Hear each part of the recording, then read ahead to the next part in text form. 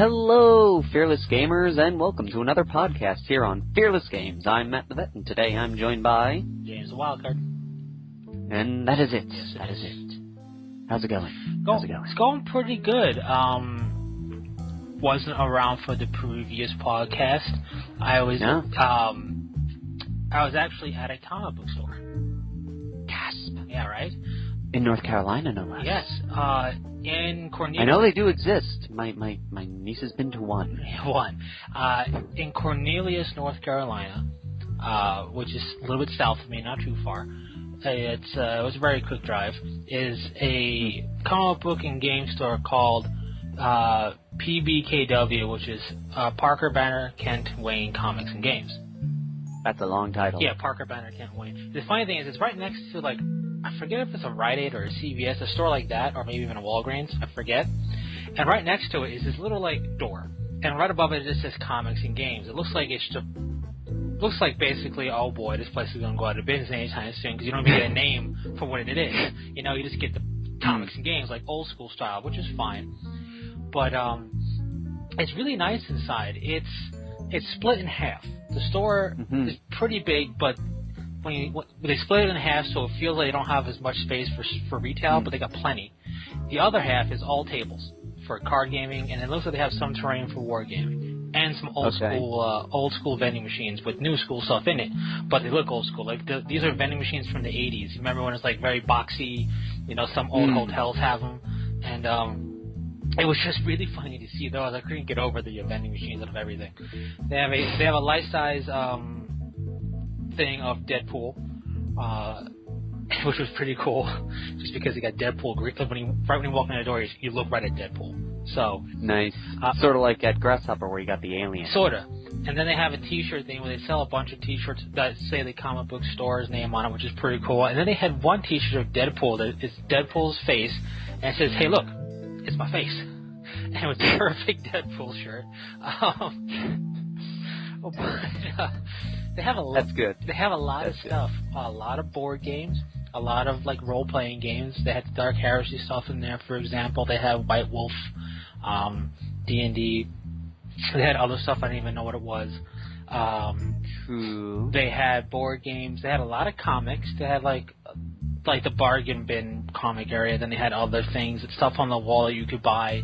One of the ones that was funny was The Punisher meets Archie. I'm like, that can't be good for anybody. Especially Archie. Yeah, right? And then they have a whole big thing of wargaming. They got a very good stock of GW stuff. They got a very good stock of Privateer Press stuff. I mean, they even carry some Lord of the Rings and Hobbit stuff. I'm like, whoa. Things just got real. Yeah, this just got real. I mean, what's going on here? But then they had stuff from, I can't remember the names, but the pre-painted scenery that you can just pick up and play right out of the box. It's just scenery. It's really cool stuff. Okay. One of them was like a hut, and it's all painted, and it's fairly cheap, and it looks pretty good. And all you gotta do is open the box up, take it out, put it down, wargaming terrain, which is pretty cool. That's cool. I like those. Yeah, it's cool, and they look good, and the pricing is pretty good. They even had some BattleTech introductory box sets. They must have been very happy. I was, and it's a new box art, and it's got me curious. I mean, I don't want to pick one up because while it's a great value, I already have one. But I was reading the back. You can use a seventh one. Yeah, right. But I was reading the back of it, and I haven't read the back of mine, which I actually brought down with me, which is funny because I brought it down with me and I see new ones. Because it says, like, I think it said new sculpt, something about the sculpt of the One Piece models that makes me want to wonder if it's a higher grade sculpt, like a newer, more better looking one. If that's the case, I'm gonna be highly tempted. But what you could do is you can bring yours down to the games shop and go, dude, this look better than this. Yeah, all right. But just like that, and see how long until he goes, get out of my store. Exactly. They even had all the new stuff for Astra Militarum, and they even had Imperial Knight there. I was looking at the Imperial Knight box. I'm like, oh, pretty. But they have also yes. They have a rotating thing which has other stuff. Rotator thing. Like it has like Gale Force 9 templates on there. It has dice. It has they have the Star Wars. One of the pinwheels. Yeah, they have the Star Wars miniature game stuff as well as the Star Trek one, and nobody's bought anything from the Star Trek one, but the Star Wars one's missing a fair amount of stuff. So, because people were buying it. So, that's... Well, of course. They want a game they enjoy. So there you go with that. And they even have some stuff, I don't know if they're for sale or not. They seem like they are. They're part of the rotating display of painted models. There was a really cool Demon Prince. There was really cool Blood Angel's successor chapter model painted up. There was a really cool Gaskell who they converted him so he's crushing Commissar Yarrick, which is pretty funny. But nice. It was pretty big.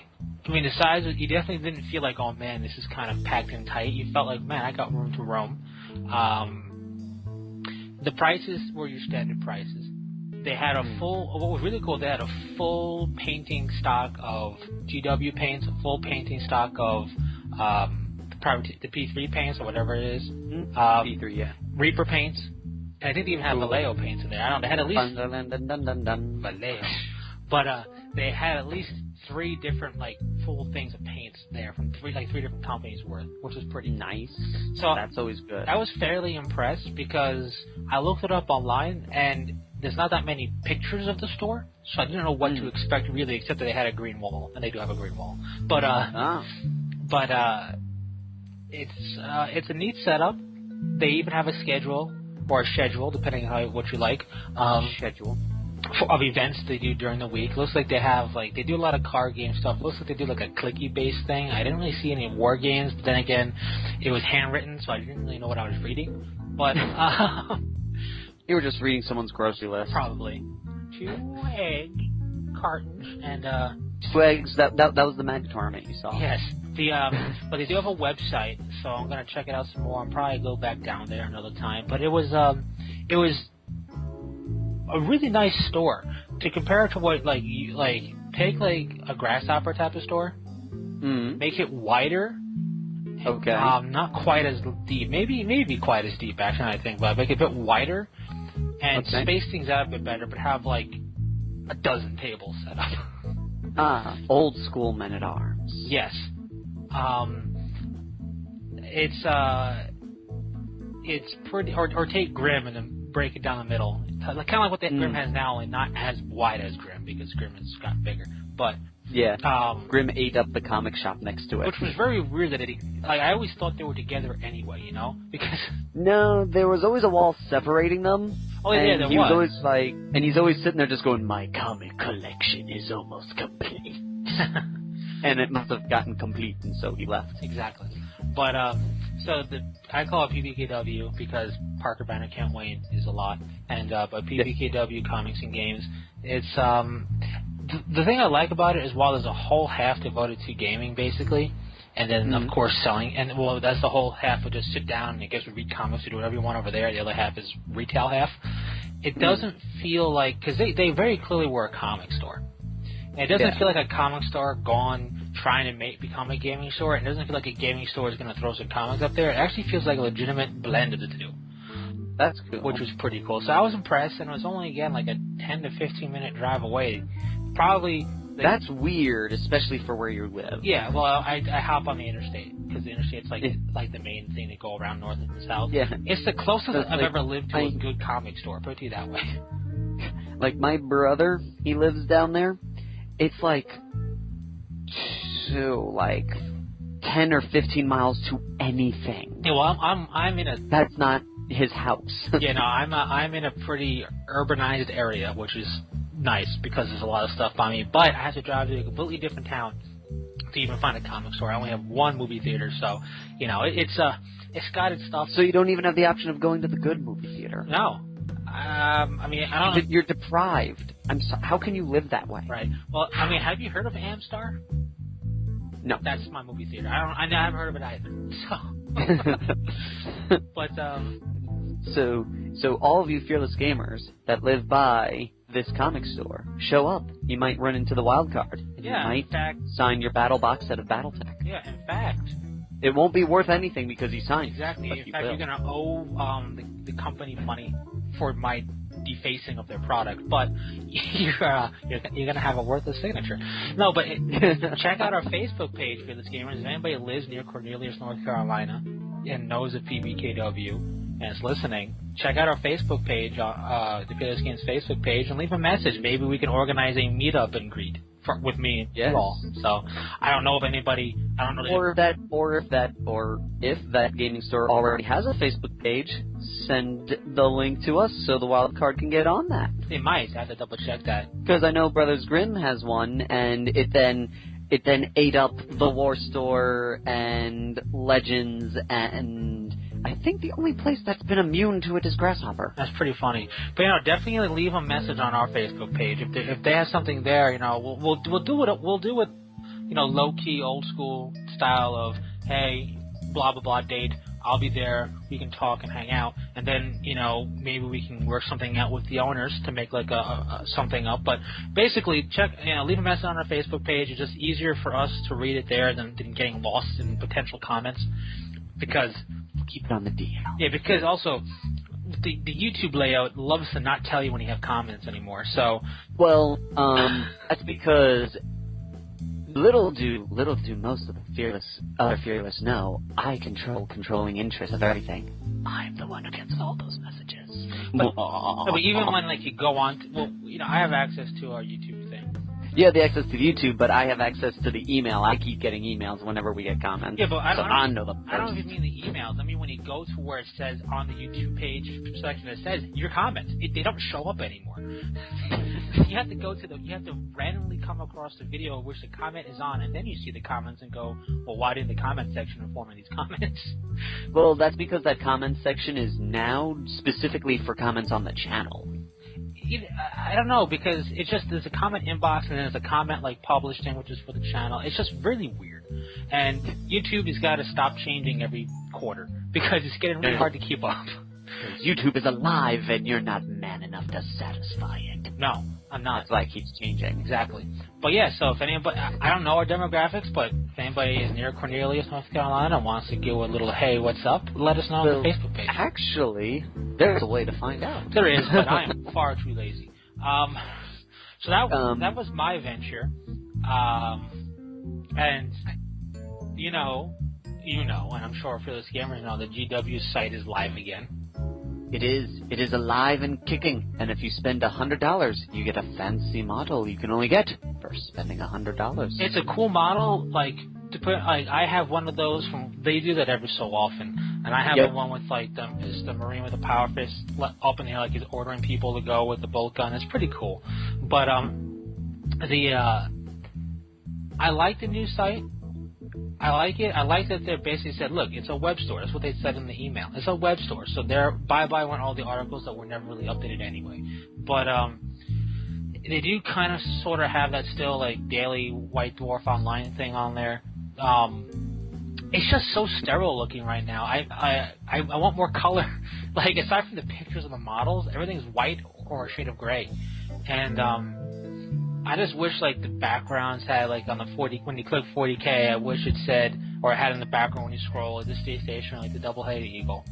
Warhammer could have the comet. Oh, I forget what that's supposed to represent, but they could have the Warhammer comet, the double-tailed comet in the background. Just even if that was great, this is simple. For the Hobbit, they could have a middle finger because nobody plays it, and just do that. But just something, because it's so bland. That's my only problem is, I scroll through it, and it takes a little bit of learning if you've never looked at the new site yet. You do have to get your bearings a little bit. But then, I instantly don't even want to look at what I want to look at because I'm just so bored by the page. But it's very well done. It's very clean. It kind of reminds me almost like an Amazon offshoot page, by, the color of add to cart and everything. But as far as the page goes, I mean, there are some things that I could nitpick, but overall, I'm too lazy to nitpick, so I shall do it. Yes. But I do have to say, the one thing that's a little bit bonkers is they yet again redone their hobby tools. They look great.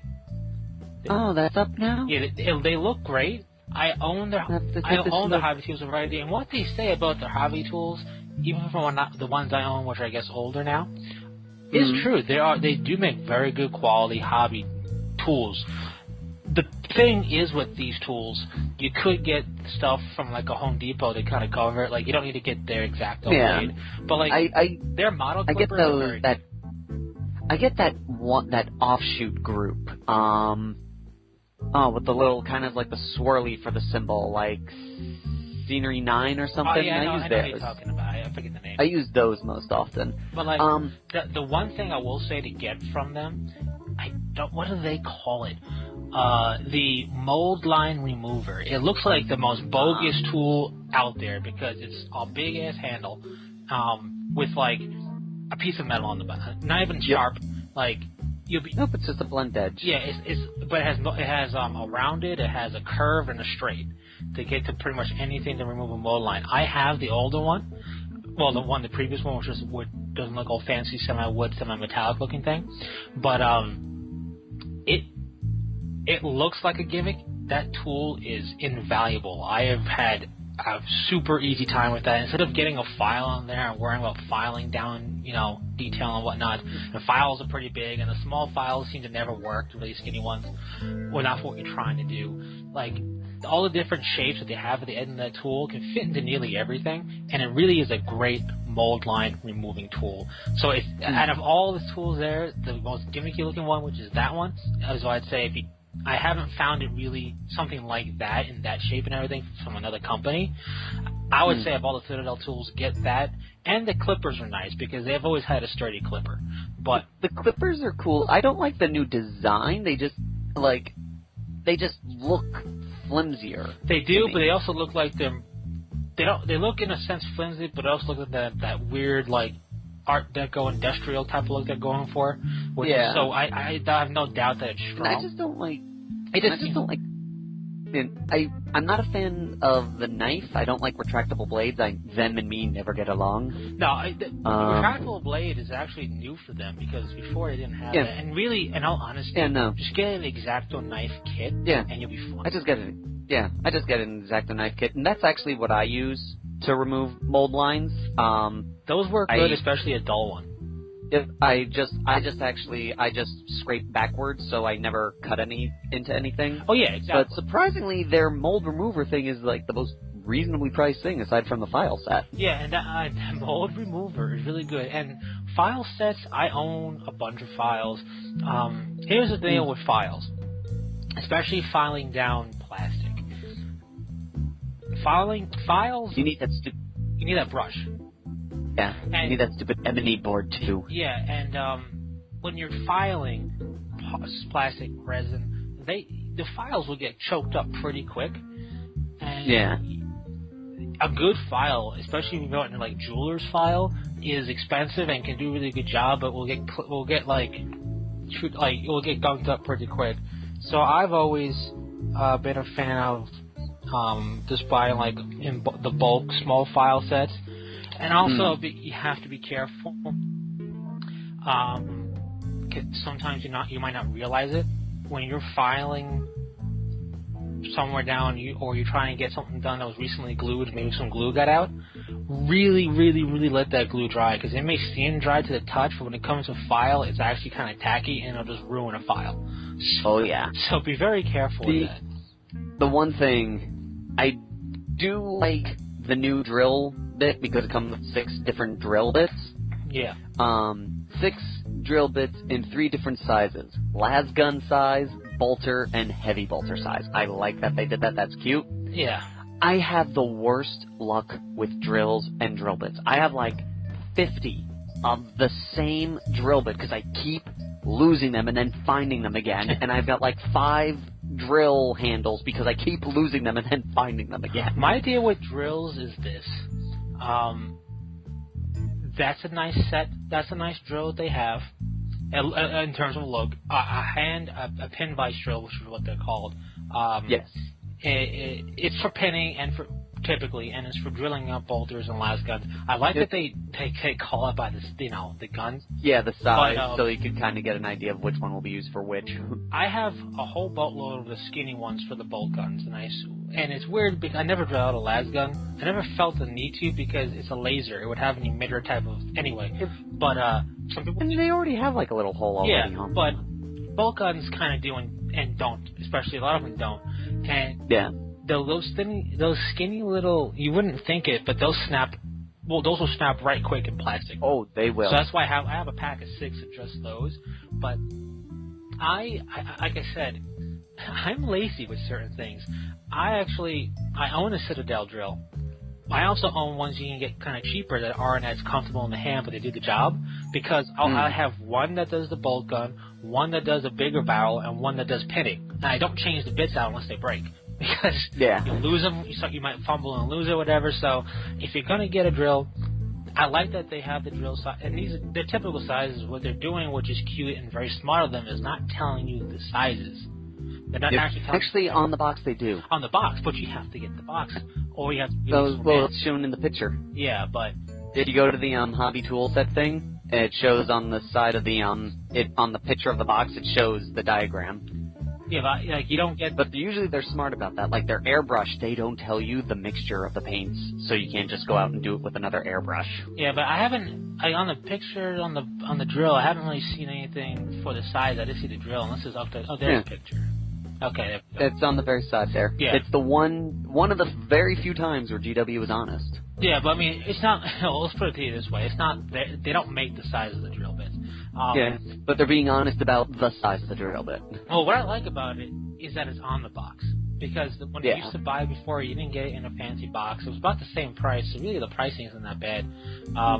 And they gave you the drill bit sizes, but it didn't tell you what they were. Because you don't... Yeah. So the fact that they tell you what they are in the box is nice, because you might break or lose all of them. And when I say might, you're going to break or lose all of them. So just... If you're going to pick up the Citadel one or anything like that, or you're going to look it up, I recommend picking up several of the cheap ones, so you can just have, okay, this is my small drill bit drill, this is my... Yeah. It just makes it easier. But, you know. Yeah. The sculpting tools are great, but I suck at sculpting, so I can't tell you one way or the other if they're... The nicest one is that rubber one. Yep. That one is really great, especially if you want a true scale Marines.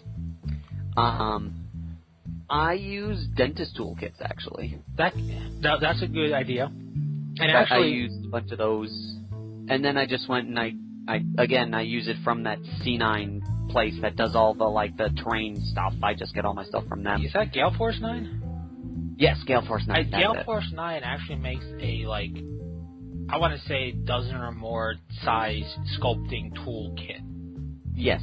They make a lot of stuff because they're more of a train hobby store that happens to work for 40K. Well, it doesn't really work for them. Oh, no, I mean, no. Work for, as in works for the use of. I get what they you mean work now. for VW. But you know, and they make it rolls out almost like almost like it's something you're gonna wear as a handyman's belt, but it rolls out and it's a whole bunch of sculpting tools. I have them because I had it in my head one day. I'm gonna learn how to sculpt green stuff. Nope, never happened. I learned how to just make a mess. I'll make a video specifically for you. I really can't. The best I could do, I learned to do was fill gaps. I could fill gaps, and I could basically fill gaps. That's really it. I was trying to think. No, I was able to make. If I roll like a sausage, I can make hoses. But they had to be. There's actually a cool tool out there that make them look like ribbed hoses, but I can't do that. I don't have the tool. But aside from that, I tried to do sandbags. It kind of worked, but not really. I could do eyes pretty well, like team in the eye thingies. That's cool. I mean, but yeah, so I can't tell you, I can't say anything. I just noticed that the new Citadel tool set's out, and that's cool. That's whatever. What's funny is it's not as the tool set I have includes a mini vise, which really doesn't do anything because it's a mini. It's not. I got it as a gift, which was fine for Christmas one year, and it was every tool that GW offers, including that little vice thing. The little vice thing kind of works in a little bit. The problem is it's a mobile vice, and what makes a vice so good is that it's bolted to a table. So it really doesn't that use the old pencil sharpener trick to stay onto the surface? it used to, I think, stuff. Where you slap it down, and you put a little handle, and it presses it down like the old pencil sharpeners used to. I think it does. I mean, it's very handy, especially if you want to hold a piece down that's pretty big and like not. Or gluing something together and want to keep it really nice and crisp. Yeah, and my recommendation is if you're gonna use a vise, whether it's a mobile vise or if you're gonna use a big honking vise for anything model related, the foam that comes in blister packs is good to use as a cushion, so you don't put you don't mar the surface. Yeah. So get some of those foams, or some of even that pluck of foam stuff from the case stuff for the army transports. When you pluck it out, you keep those and you line them up, and you can use that. It absorbs because they have the vice have teeth or whatever, and that can really crush things. It keeps it from making an indent, and let you hold it flush without like smushing around shape or something like that. You just gotta be careful. But anyways, that was a lot on tools. Yes. I'll have to say the new website is pretty cool. The only thing I don't like, it is a little nitpicky, is that they separated the units out into the different units. So they let's just use for example the Death Strike missile. They have one for the Death Strike missile and then another for the Manticore, and I don't like that. Because I know me being a dumb person, I'll just go, ooh, Death Strike missile, click, add to cart, and then when the box comes and there's a Manticore on the front, I'll be like, what the heck is this? No, and then I'll realize that it makes both. Yeah, no, I hear you. When the site first came up, it was, it first came up with the whole Astra Militarum stuff. And I saw the Ogrins and the Vulgrins, and I'm like, that's a little weird that they would make two kits. And then I clicked one and I read through it and went, oh, it's one kit, because it was a brand new kit, But I do like that kit can also make North Dead Dog. I like that it's a kit that can actually make a special character. Apparently, you sacrifice one Ogrin. Yeah. Because in everything that he does, he appears with, you sacrifice one Ogrin and a bunch of the bits to make the Bogrin to make him. Yeah, I like the Bullgrins a lot. I like them because they look a little less silly in terms of their faces. Oh yeah, they also look a lot like Bane. Some of them do. They kind of look like Peter Griffin a little bit. They do, but it's just every time, like the ones I see with Bane, I just picture the Sean Connery as voice he has, and I'm picturing the Ogrins going, doing like, yes, Emperor. When you are beaten and battered and broken, Mr. Eldar, then you have my permission to die. Yeah, like, it's for the Emperor, but I will not get into the transport. The space scares me. But they actually got rid of that rule. I'm glad, because it's such a dumb rule. It really was. They're now just very bulky. Yeah, which is more than adequate. But the thing I like most about the Bullgrins is not the fact that they actually have a nice armor save now. What I really like about them is, I know it's not augmented stuff, but you could like do a little plastical work. So instead of having it be a hand that holds that weapon, you can make that look like it's just his arm. Like they can fit. They can look pretty cool as like Mechanicum-esque stuff. I like that. One thing which is interesting that you brought up, that we're on the Astra Militarum here, I did read through the Codex. I was not impressed by the sheer... Oh, I just realized that's kind of funny there. One of the Bogrin's armor plates is just 3 pieces of a Predator tank tread. But yeah, in fact, that's what it is when you read it. Yeah. Like, all they do is they took a bunch of, like, surplus treads that are not using anymore, and I went, here, wear this. The only thing I did not like is that it felt very much like nothing in the book really wasn't anything special that an FAQ could not have fixed in the old book. Yeah, I mean, I get that. I mean, hey, the Dark Angels Codex that came out was it's kind of when I looked at it, when I first looked at it, New Unit Society was kind of the same thing. But, that's just new. I think that's just, Codex advancements. Here's my deal with it, is looking at this, I haven't read the Codex, but just looking at what's offered, I see nothing in here that really needed them to make it to put the confusing name Astra Militarum on there. You know, because there's nothing in here that strikes me Astra Militarum, and everything here strikes me as Imperial Guard because all it is Imperial Guard with a fancy name. I understand where they were going with it, but what I hate is they did the reverse Space Marine with it. In the Space Marine Codex, it goes, the Adeptus Astartes, commonly known as the Space Marine. You're like, oh, okay, so the Codex is the name that the average Tom, Dick, or Harry would call them. And then you get the Astra Militarum Codex, and it goes, Astra Militarum, most commonly called the Imperial Guard. And in the little, what this book is used for, it goes, the Codex Astra Militarum is used to make an Imperial Guard force. And you're like, what? Then why is it called the Astra Militarum on the front of the book? Yeah, I mean, like I told you before they even announced it. It was just to sound cool. Like, if they want a fancy name, that's fine. But here's the deal. Like, my only issue with that is the fact that the Imperial Guard is the everyman's army. You know, it's like it's an army that players like it because it's just dudes that dudes with flashlights. Just dudes with flashlights from like it was like they took the armies of this era and went go fight aliens. You know, we're gonna give you better tanks. We're going to give you World War II armor. Wait a minute. This doesn't make any sense. But wait, what? But they're the common man every day. You know, you people root for them because it's like it's basically you on that battlefield. You know what I mean? Yeah. Like, being such a common man, disposable tissue type of army, the thing I always liked about them is they didn't have a fancy name because that whole army was going to die on that planet anyway. They were made to die. So why give something that's made to die a fancy name? And Imperial Guard was fancy enough for me. Like when I first got into 40K and I learned about the whole Emperor thing with humanity, I'm like, okay, he's the Imperium because of him. It's his Imperium. And I heard Imperial Guard, like, man, this guy's got to be fancy. Nope.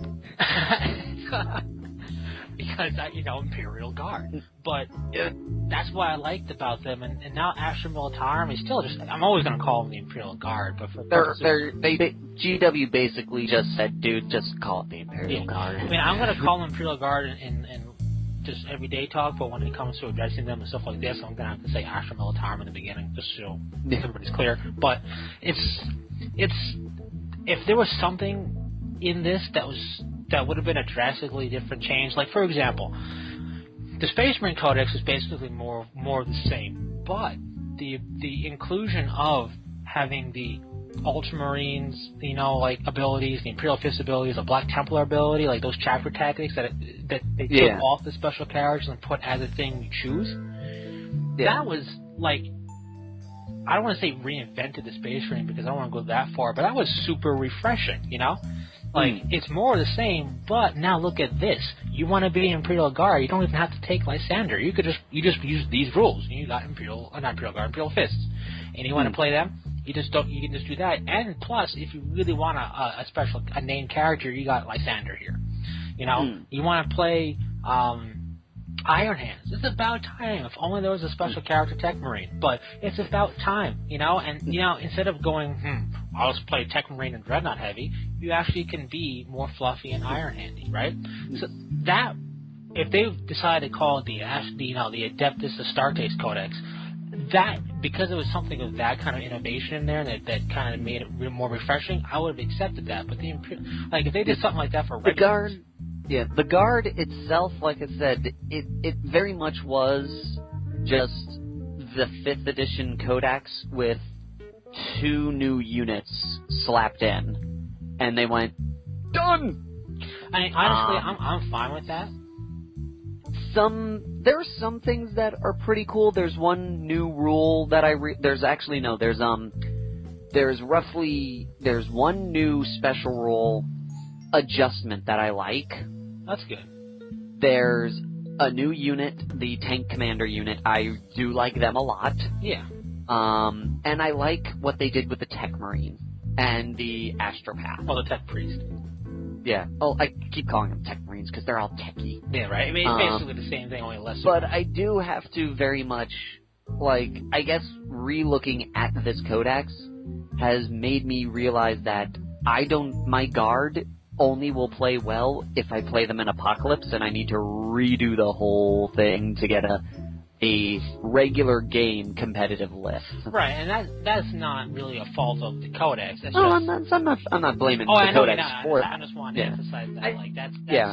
That's yes, but ladies and gentlemen, that is not me going. Yes, that's not me. That is not me saying that the Codex made my previous army list terrible. No, because we always hear that whenever a new Codex comes out. Yes. My army is terrible now. No, you're just a terrible person. No, my army was okay, but like rereading this, I'm just like, I guess I'll just have to really stop trying to make my list work and just play the Codex as it's telling me to play it. That's and that's fine. That's cool. That's nothing against your army. It's just you realize that, hey, you know what? Sometimes the reason my army is good is because there's 3 super heavies in the front. Exactly. There you go. That right there is a good answer. But see, I'm glad you brought that up, because this applies to not just wargaming. It applies to anything really, like card games. Yeah. It even applies to gaming like an MMO, or like here's an example. Diablo 3, right? Oh, damn you! I'm playing the Crusader, and I got to a point where it's okay, time to kick it up a notch. You know, I'm gonna emerald this, all right? I'm gonna knock it up a notch with some, I'm gonna bam it, or whatever he says. Bam. Yeah, and so I'm like, okay, let me take a look at lists. And I found this one list that people said, it's pretty good. So I tried it. And normally I never do this, but he's a new character. I don't really want to experiment too much. I want to see what's out there, and then I can adjust it. I tried this list that's supposed to be very good. Now, aside from the fact that my items are terrible, I did so bad with this build. I did terrible that I just immediately switched it back. And it's important... yes, in this case with the Imperial Guard, the Codex were like, listen, the Codex goes, let's tone down the super heaviness, because we can't do that, and let's do something else. But that doesn't mean I guarantee you're not going to change your playstyle, because that's you. And I went back and I actually found a good Diablo 3 build for my Crusader that's doing very well. So I don't want fearless gamers to feel discouraged. Like, if a Codex comes out and you look at your army and go, this just doesn't add up. This dog isn't gonna bark. Maybe it's not the Codex, but it's maybe you built your list more towards something, like in your case, Apocalypse, that you're not doing on a standard game. Yeah, no, this list needs minor tweaking. Primarily, its biggest issue, I will have to say, is movement and firepower. Not a lot of it for a guard army. Yeah, well, the movement thing is hit or miss with guard armies, but the firepower thing is surprising. Yeah, it's just you've got the one dudes that do their thing, but like in terms of just like the regular squads on their own, they rely too much on the 3 tanks in the front. Yeah, I just realized what I said, and it may not sound very intuitive, but, lacking firepower is surprising with an army full of flashlights. But it's, it really, when you think about it, it's an army full of flashlights, but then the thing that makes the Guard magical in terms of army is that they're supported by so much stuff.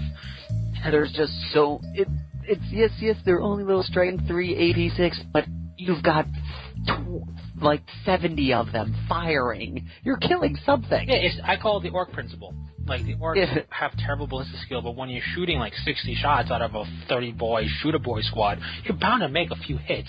And that's where they make it up. Yeah, so, and then plus the Imperial Guard is backed up by everything. That's probably a better choice of it.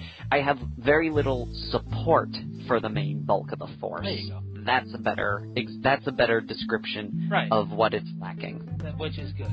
But my army list now opens up because I lost one of my tanks. There you go. So, I mean, that's helpful there. But yep. Until I call up Forgeworld and go, tell me the name of the book it is in. But yes. Yeah. But all in all, it's I sold a bunch of magic cards. I'm just very glad that it was enough to buy the book. Yeah, so I mean, that's a win right there, Yeah. Especially considering magic cards, and if it's not like super uber rare and it's not type 2 competitive, it's worthless. Oh yes, no, this was a whole bunch of stuff, and then I sold a whole bunch of D&D minis, and now I have a bunch of store credit I don't know what to do with. Sit on it, think about it, let it stew, and then when you let it simmer, it becomes a tastier stew. One thing I'm thinking of definitely doing, 4 rhinos for my 1,000 Suns. Rhinos are good. Don't let anybody talk down your basic transports in any army in 40K. Like, it's the one army where everyone sits there going, "Why don't you have them?" Because they're so especially the way they walk. But yeah, but it's just funny. It's like, but I've got a Land Raider. I love Land Raiders, but I can't justifiably use it until Forge Roll makes Prospero Terminators. No, I hear you. That's the only Terminator model I'll have representing on the field. Because personally, when I see the 1,000 Suns, I don't see them going all chaosy, which is why I plan on getting just regular rhinos and not the chaos rhinos. They may have 1 or 2 little spikes on their things, for trophy racks, but they don't really do the whole chaosy thing. They don't. And here's the thing with the 1,000 Suns that. Every army's got the unique look to them. I'm not trying to say that the other Chaos Legions don't. Like the Iron Warriors have a very cool look. Whatever. The Demon Possessed stuff have a very cool look. But the 1,000 Suns, when it comes to infantry, it's all rubric stuff for the most part. Unless you're a sorcerer type of it, then you're still a person. Then you're a real boy still. But but when it comes to their vehicles, those could be not necessarily possessed, but let's just say touched. And what's really cool that I've seen people do is, I wish there was a company that produced these, is they would green stuff the tracks on fire, but magical fire. So all it does is they just do a visual thing and make them look very sorcery, because they used to have that vehicle upgrade to make them all sorcery. And so all it did is without it being pixie dust and fairies, they would do stuff to make it look more sorcery, or they would do things to make it look magical, even do things to make it like it is possessed by a demon, but not like it's not possessed by a demon bordering on some questionable Japanese anime. It's with the tentacles everywhere and the mouth. It's possessed by a demon, and it's all like enclosed and fused. They go the very sterile route, and I like that. I'm planning on going back and just ripping apart a lot of the conversions I did on my tanks and such, and just reimagining my 1,000 Suns. Well, I mean, stripping. Yeah, even your tanks are good. Like the one with the eye on it, that would totally work for 1,000 Sun, because it's just an eye in place of an optical lens. It's the same thing. Yep. But the one thing I'm definitely stripping all my Marines. I'm probably not stripping the tanks because that takes too long. Yeah. I'm just going to repaint over the yellow with gold and just call it done. I'm telling you. But I'm planning on reimagining those guys to be a little more Legion Magnus loyal dudes. Yeah. And when the model comes out, I plan on using the Magnus model as a Demon Prince. Which would be cool. And I'm telling you, if you can get the liquid gold from Vallejo... Yeah, if you get the liquid gold series, I mean, it's an alcohol-based paint, so you gotta use alcohol to clean your brush and everything, but that gold is so good. And Unfortunately, me and Vallejo never get along. I'm telling you, that gold is so good. I know it's really good, but me and Vallejo never get along. Well, this might be a new chance because it's alcohol. It's based in alcohol, so Vallejo paint is constantly drunk, so it'll listen to you. But it's like one of these things. I'm like, dude, I painted it. I put it down, and I'm like, where'd all the paint go? Well, no, but you see, this paint's drunk, so it's not going to run away. It's just going to pass out on your model because it's all alcohol based. So it just melts. But no, it's just that's a good gold. But no, I really liked the 1,000 Sun approach for Chaos, because my biggest turnoff for Chaos is the crazy mutate. Like, on one hand, I like it. I like it to fight against, and I like it as a thing to really represent the corrupted from the uncorrupted, like in a certain way, because everything's corrupted in 40K in a way. Yeah. But like when it comes to being like Chaos Pure and Chaos Tainted, I like the visual. Of, oh my god, it's mutated horribly. But I don't like that. Well, the reason why I really never got into the Chaos Armor is because I don't like that myself for collecting, you know? Like, I like a more sterile, clean look. And that's why I really like the Thousand Suns. I really like the color scheme of the Rupert Marines, the blue and gold and yellow. It's just such a mind-numbing thing to do. But, especially on the heads. But what I love about them the most is just the imposingness that they have. They are pretty imposing, which is funny just considering they got bunny ears.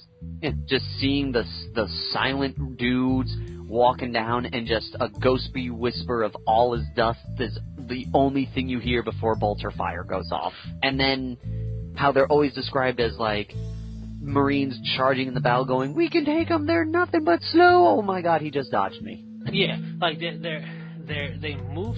The thing I like about them is that they're servitor/hive mind-esque in terms of when they're left on their own devices, if you told them guard this, they're never moving until they're told not to guard it. And yeah. And like the slowness is more the fact that they're just very methodical. But they still have the ability to dodge, and they still are Space Marine, but they're just an autonomous, type of thing. And like in one book I was reading, it was talking about how as soon as they went into close combat with them, their whole personality changed, and they started acting like Astartes trained combat Marines. Yeah, and there's a little bit of fluff of that, where it's like the soul that's imprisoned in there kind of gets more awakened when it gets in close combat, and it's like, oh my goodness, yay, things to kill. But to kill things. I really like them, but it is a case, and it doesn't really happen much because we don't have much of a case of color scheme changes too much. It is a case that I really, if it wasn't for Zinch's colors being blue and yellow, I absolutely loved the pre-heresy look of the Thousand Suns. The red and the silver with the gold. I mean, the blue and yellow is so obviously, like, blatantly Egyptian-esque that it's slapping you in the face. But even when they were red and stuff, it still had the Egyptian-esque feel of them, which is what I was a big fan of. And I love the look of the Thousand Suns and the pre-heresy. You look at pre-heresy art, they got Kopeshes, they have the Ankh staff and things like that, and rods and stuff, and they just look, they look so, it's weird to say this, but the pre-heresy Thousand Suns just look so fantastical, like fantasy-esque, you know? Like, they just looked, I love the look of that. I love the helmets that they had in pre-heresy. You saw my pre-heresy force that I got rid of. Yep. I love that look of them. There's something about the look of the pre-heresy Thousand Suns and what they represented, and the things I would love to do for that army, conversion-wise, that I'm probably ever going to do because I don't know if I'll ever collect them again. It all depends on how awesome the Forge Room models look and how much, if they're really, really awesome, which they probably will be, I'll probably break down and buy some. But, because I can't help it. They look so cool. But I don't... Oh, that's a shame. But, like... They got rid of their box set. Oh, that's too bad. But, it's now just an upgrade kit. Yeah. So I really like that about the pre-heresy Thousand Suns. There was this one cool, I was reading one book where one sorcerer, he does change, he is in the blue and the gold, and he makes a comment about how he thought it was kind of weird that Magnus told him to do that, but he said, well, he's Magnus, I might as well do it, because if I don't, he'll melt my face off. Yeah. He still wore crimson robes. Yeah, which is cool. And I was like, ooh, that's a cool idea. Like, the whole basis, and I kind of mentioned this before, but I want to bring it up. Like, I built an entire pre-heresy Thousand Suns army. Like, the limit of my green stuff capability was making green stuff scarabs, which is basically making an oval-esque thing and then taking something sharp to make it look like a scarab. And that was about it. It's without leg. It looks like an Egyptian scarab. I did it on my Vindicators. And I used weird snake things painted in gold to represent the smoke launchers, because why not make it look like that? That's what they do. And I had my Rhinos, and I had my Vindicator, and I actually ran them as counts as Captain Sicarius and counts as Librarian Tigerius, because I ran them as Space Marines instead of Chaos. But anyway, that was all based off the book Battle for the Abyss. This was way before Prospero Burns and whatever the other one is called. Battle of the Fang? No, the two that kind of relay out the same story. Oh, Prospero Burns and Thousand Suns. Yeah, it was way before Thousand Suns and Prospero Burns. This was a book where it was just, there was one Thousand Sun librarian character, just one, and Search, but he was just one guy, and in his ship, and spoiler alerts, whatever, he dies. But you expect that. It's 40K. He's a character. He's probably going to die soon.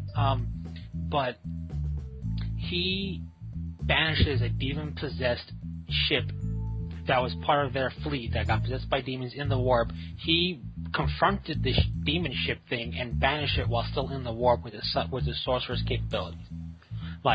And that right there made me go, done, playing it. And the way they described him, he had a psychic hood, but it's not the psychic hood of 40K. His psychic hood was just quite literally his cloth hood of his robe. He had the Ankh staff. He had everything about how he was described is what I like about Thousand Sons. And it was that one dude that made me want to play a Thousand Sons army. I mean, Ahriman, I love Ahriman, even when he's chaos. I love him. He's cool. He just makes you go, wow. If only they represented him more thoroughly with fluff, he would be ridiculous. And that's the one thing about all the fluff in 40K is that the game models don't quite live up to the fluff because they can't, because the games would be horribly one-sided half the time. Yeah. But Ahriman's cool, but this was not Ahriman. This was somebody else who was a librarian sorcerer, and he was infinitely cool. And then in Thousand Sons, what made me even more like him, and if I were to keep up having Imperial Guard detached from the people who guarded Prospero with them, the Spire Guard. Yeah, the Spire Guard were really cool, and they looked really cool in the description. But one of the seps, or whatever it is, of the Thousand Sons, not the Corvidae, the other one, the fiery ones, the head dude or group, I forget it was one or everything like that, basically used his psychic capability to move an Imperator Titan. He basically controlled an Imperator Titan that they had in Prospero and made it shoot arcane fire out of his guns and used it as his psychic ability, and it was awesome. And I'm like, this is why I like them. And in that same book, it was the book Thousand Sons from the Thousand Sons point of view. Magnus the Red basically they talk about how he basically took down an orc Stampa with his mind. He thought about it and blew it up, basically.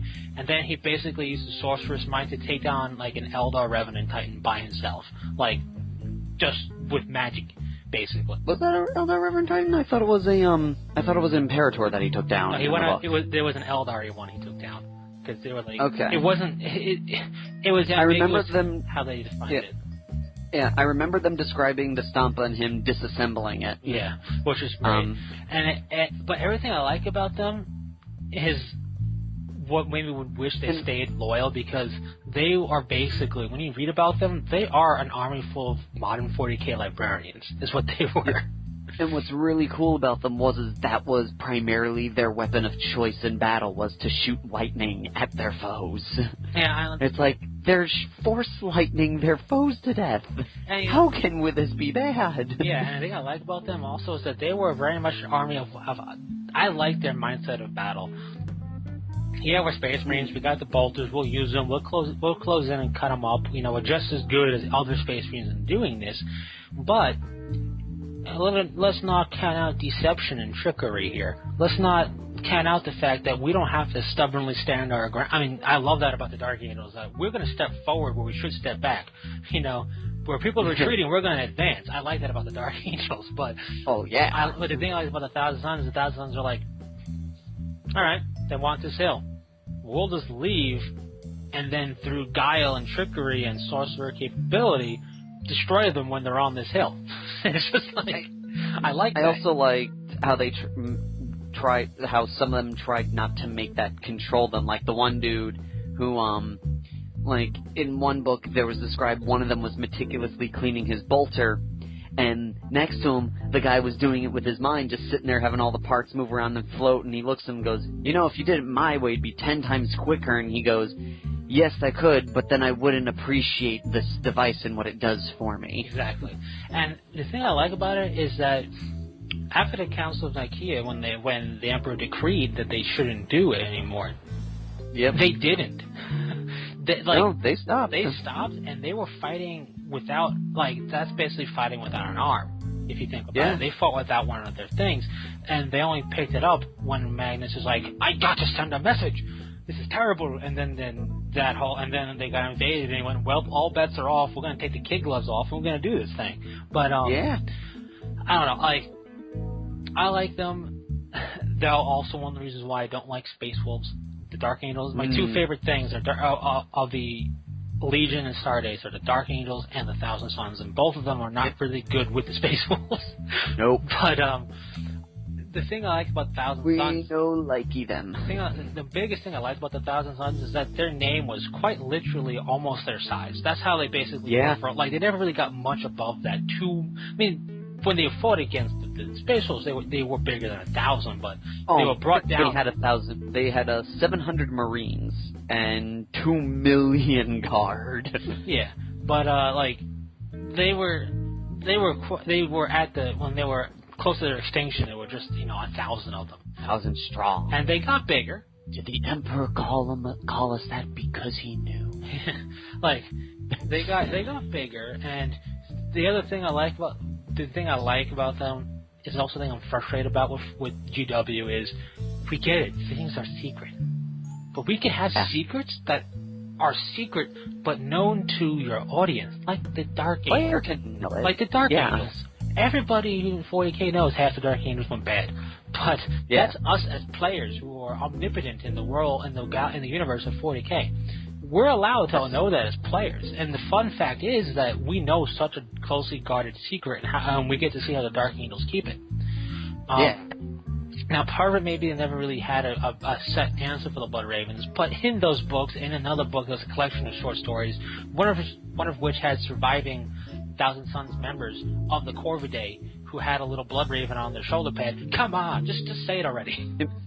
And even there's like seeing a vintage of a raven. He's like, is this the sign that our chapter will prevail? Yeah, it's just like, yes, your visage is like Blood Ravens. We understand this. And it's like, come on, people. You know it. I know it. Let's just admit it. And come on, they're a whole chapter who were being led by a librarian, and their armor is red. Yeah, right. I mean, and they don't want to know who their Primarch is. Yeah, they don't know. They want to find out, but the guy who did destroyed all evidence of it or whatever, and that's cool. Yeah, and that's fine. Like, I like that whole you can have that aspect, but it's okay for them to not know. But the thing is, we see this. I use the Dark Angels as an example because they're actually a really good example for this. When the Dark Angels had the Angels of Death Codex, where they shed it with the Blood Ravens, and even before that, it was known. It was written down in the book that the lion's still alive. He's slumbering in the center of the rock. That was an established thing, but nobody knew that save for the Emperor himself, right? On his golden throne. And the Watchers in the Dark. And the Watchers in the Dark, and they're not talking. Ain't nobody. Yeah, they ain't talking because they don't do that thing of talking much. But they talked once, and look where that went to them. That Zacharath dude went all douchey. Yeah, they talked once. Look what happened to Caliban. It blew up. The whole secret thing had an even deeper secret to it, that the lion's gonna come back, basically. And that and editions after that was wiped away. They alluded to a even deeper secret, but didn't tell you what it was. And for a long time, that got lost. And then it kind of came back, but it's not officially said anymore. But it's like, this is GW. I mean, I get. Well, no, it's in the book now. Yeah, but it's not. It's like a sentence. You know what I mean? It doesn't. They don't build the same tension with it anymore. And then that might be just the sign of the times or whatever. And maybe they were trying to retcon and it didn't work. Who knows? It's their intellectual property. They do as they please. But that was a pretty established thing that they just stopped talking about and people started forgetting and they brought it back. But that's a case of deliberate ambiguity and people going, I don't know, and not knowing this. And the thing I don't like about that is they have a pretty extensive fluff over a long time. The thing I like about them a lot is that the Alpha Legion novel, which is called Legion? That was great.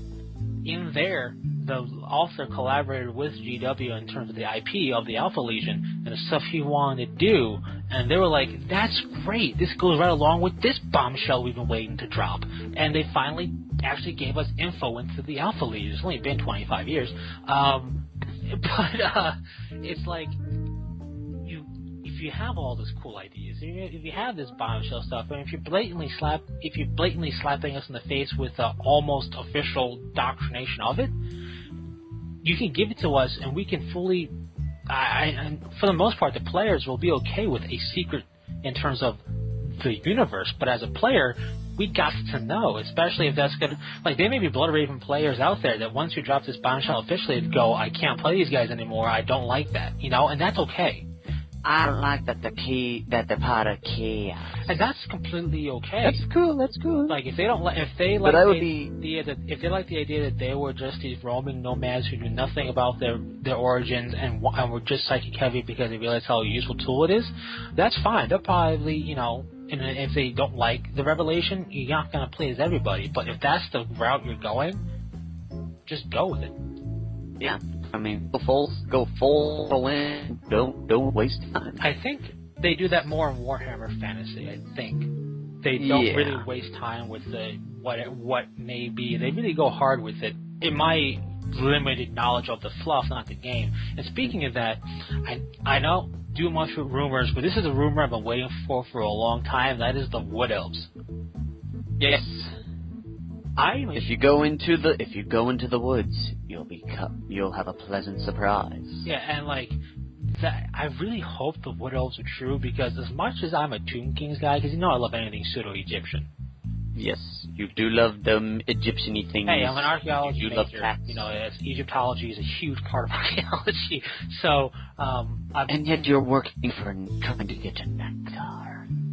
Yeah, because I also like that stuff a lot too. And let's be honest, I'm not cut out. You could be the first NASCAR archaeologist.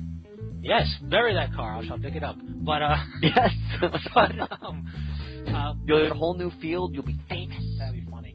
I'll make you famous. But I'm a big fan of the Tomb Kings, and to be honest, whatever current incarnation they're in, I don't know if they've changed since they got updated that first time. When their Lich Priests work a little bit differently now, they work like regular magic. Lost a good deal of appeal for me. I like the idea of, well, we know magic in a way, but not really. But it's always guaranteed to work if nobody stops it. I like that about them. It had a very good religious feel to it.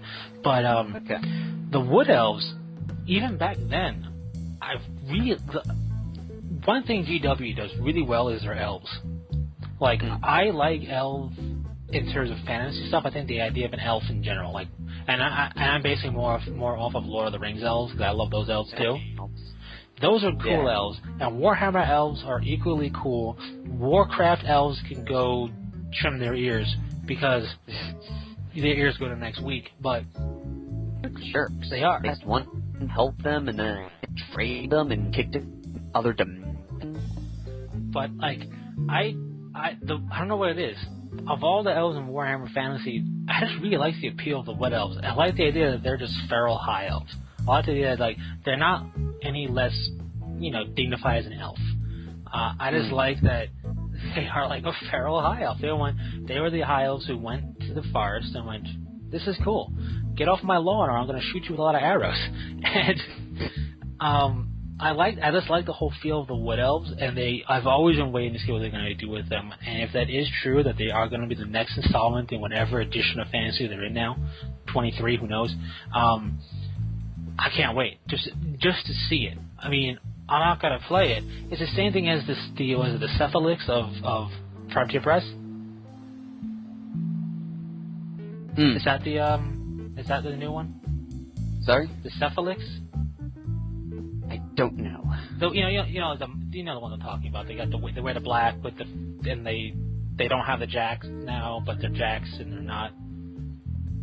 Yeah, I think it's the stuff. Oh, the mercenary group. Which are but aren't. They are their own self-contained thing, kind of like the robot group, but they can. Well, no, they're a mercenary group, so they can be used with everything. But if you don't mind having just the 1 or 2 units, you can make them into a full army. Well, they are full army. That has a special unit that can take mercenaries and further boost them. Yeah, no, they're a special. What it is the way the mercenary group works they're self-contained. They're self-contained that work with the of the mercenary groups. Anything with the mercenary term can be used with them, or like in chaos, you can just have the 1 or 2 units get a full group of just them. Yeah, so it's either they are there. I mean, like, yeah, but being that they are, that's how the mercenaries they're like work a self-contained faction, though. Like, you don't have to do anything but them, unless you use their special guide. You can just play as them, but they count as a mercenary group. They count as the mercenary army. Right. Well, I mean, like I said, like, they're a self-contained faction of them within. Yeah. But yeah, they're a faction within a faction. And their faction has a one special dude that can, like, take other mercenaries. Like, I know they could take them anyway, but the whole point is you take this dude to boost mercenaries. Yes. But they're cool. I know about that since the Monster Con. It's just, but like the What Else is not going to make me play them necessarily. You know what I mean? But yeah, that was. I mean, the Cricks were cool, and I like the idea of that. I like the idea of the world of War Machine. But the Cephalix was the first real faction to make me go, I want to learn more about just how they're doing this faction. And in all honesty, if the thing that I don't like about them is the thing I like about them, which is that their jacks are not jacks. Yeah. They're fleshy dudes, but I like things not being fleshy. So it's a weird conundrum, man. But the Wood Elves are the same, or in the same concept when it comes to the Warhammer Fantasy armies. They're cool, but I'm not going to start playing because of them. Same thing with the Cephalix. They're cool. I'm probably not going to play because of them. And that's okay. It's just I think it's cool to check things out like this, which is why I'm excited for the Wood Elves. So I haven't heard much else after the announcement of the Cephalix. They haven't been released yet, from understanding. Yeah, no, they haven't been. They're kind of like in the same boat as the Convergence of Cyrus when they released. They're building up and waiting for the right event that they're going to do to run to introduce them. Yeah. Which is coming soon. Right. But that is the thing. That is indeed the thing. And with that, we are out of time. We are. Yeah. We've been talking for a long time. Hey, we gotta do such a thing, and I'm assuming I'm assuming this will go up after Easter. So anybody who celebrates Easter, I hope you had a good one. This will most likely, hopefully, go up on time. Yes, which will be we shall see after Easter. Yes.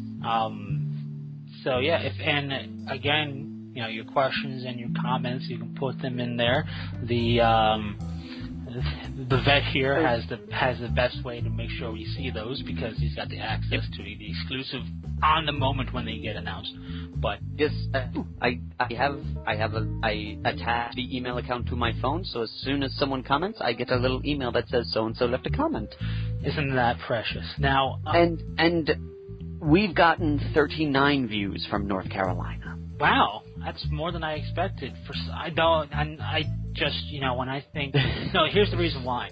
Because, not that they don't have an urban section, but North Carolina is 9 million strong, the entire state.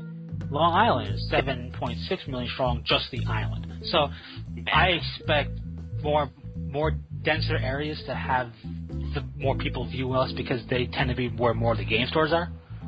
The big four are Florida with 62, Texas with 79, California with 153, and they're the big ones. New York is 112. Not bad. So yeah, remember, fearless gamers, if you are in the area of Cornelius and you want to just shoot the breeze, kind of like this, only without the recording, go to our Facebook page and right on our wall, or whatever it's called these days, with you kids and your gadgets, do the thing on our Facebook page, and I will get in touch with you, and we can figure this out, because I think that would be kind of cool. You can meet one of the fearless. Not that it's not that glamorous. I'm just going to tell you now. But if you wanted, he's totally glamorous, and we could talk, and then you could also, in that case, in that type of form, give me suggestions for what you want to hear or questions for the podcast, and I could be like, listen, so-and-so, if you want to use your real name or your YouTube name, I met with so-and-so, and he has this question. So post it on our Facebook page if you want to do a meetup. North Carolina is kind of a big place, so I can definitely understand if you're not near Cornelius. But if you are and you would like to see and talk and suggest and get things on our YouTube page, this is your chance. And so, with that, thank you. And as always, thank you for joining us. And until next time, Fearless Gamers, this is Matt. And James Wildcard. Saying take care. Peace.